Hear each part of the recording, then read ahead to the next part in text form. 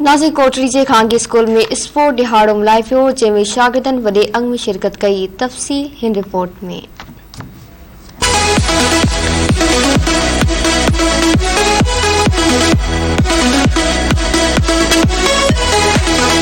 कोटली जे Malik Asad Sikandar sports ground में खानगी private public foundation school पारां सालियानो हिक ॾींहं वारो स्पोर्ट्स ॾियारो मल्हायो वियो। सालियाने स्पोर्ट्स ॾियारे जी तकरीब में महिमान ख़ास तौर ते director private schools Hyderabad region Mohammad Ali Shah पिणु शिरकत कई, जॾहिं त स्कूली शागिर्दनि उस्तादनि समेत वालिदैन पिणु वॾे अंग में शिरकत कई। हिक ॾींहं वारे स्पोर्ट्स ॾियारे में स्कूली शागिर्दनि तोड़े शागिर्दनि विच में रस्साकशी, spoon race, banana race, 100 metre race समेत 6 खां मथे मुख़्तलिफ़ रांदियुनि जा पिणु मुक़ाबला कराया विया। उन मौके ते खानगी प्राइवेट फाउंडेशन पब्लिक स्कूल के प्रिंसिपल नईम अबलो ऐं उस्तादनि शागिर्दनि समेत वालिदैन धरती टीवी न्यूज़ सां ॻाल्हाईंदे चयो त ॿार हर साल हिन में पार्टिसिपेट कंदा आहिनि ऐं ॿिया मुख़्तलिफ़ फंक्शन्स बि उन्हनि पार्टिसिपेट कंदा आहिनि। अॼु हिन प्रोग्राम में स्पून रेस, बनाना रेस, उनखे अलावा 200 मीटर रेस, उनखे अलावा 100 मीटर रेस, क्रिकेट ऐं ॿिया मुख़्तलिफ़ जो कि स्पोर्ट्स गेम्स थी रहियूं आहिनि, जिनमें ॿार पार्टिसिपेट कर रहे हैं।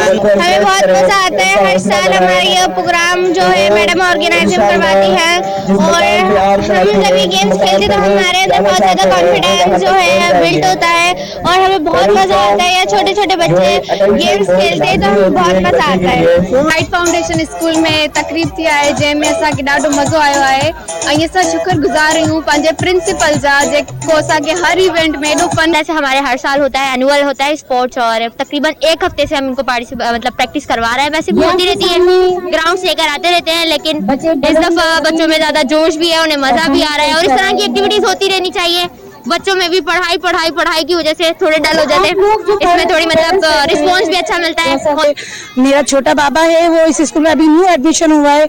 मैडम ने उसको माशाल्लाह से पार्टिसिपेट करवाया है और उसमें इतना कॉन्फिडेंस और उसमें इतना माशाल्लाह से जज्बा था ना कि मामा सुबह अर्ली मॉर्निंग उठ के वो कह रहे मामा मैं प्रैक्टिस करूंगा, मुझे जाना है माशाल्लाह से। तो ये चीज होनी चाहिए, बच्चों में बेतहाशा इस तरह कॉन्फिडेंस बिल्ड होता है, ये होना चाहिए इस तरह। स्कूल की समझिएगा, ये तुर्रा इम्तियाज है ब्राइट फाउंडेशन का। ये तमाम स्कूलों की स्कूल है कोटली के अंदर, लेकिन ये स्कूल जो है ये हमेशा इस तरह के प्रोग्राम जो है ऑर्गेनाइज करता रहता है। इससे जो है बच्चों के अंदर एक स्पिरिट पैदा होती है।